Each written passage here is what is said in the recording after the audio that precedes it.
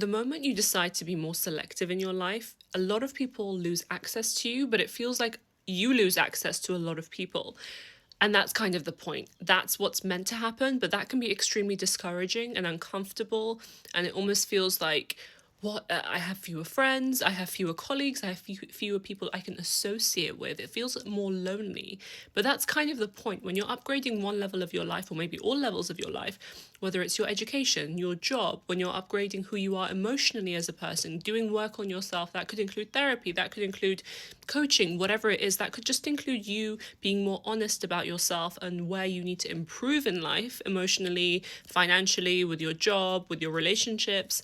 You lose access to a lot of people, and they lose access to you because you just can't associate with those kind of people anymore. And it's not a bad thing, it's not a good thing. Actually, sometimes it's a good thing because it kind of shows where the growth is at. And it doesn't mean they're a bad person, doesn't mean you're a bad person. It just means you two, those things are no longer linked.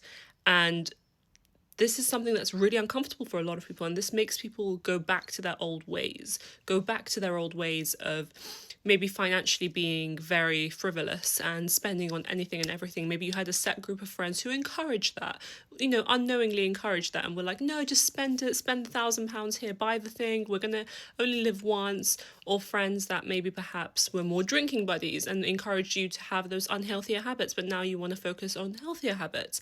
Again, doesn't mean anyone's the bad person here. It just means at a certain point in time, you no longer have that much in common, and you lose access to those people and they lose access to you, and it feels lonely, but that's kind of the point. And growth is not meant to feel happy and exciting and nourishing and like everyone's holding hands and singing, a happy song together.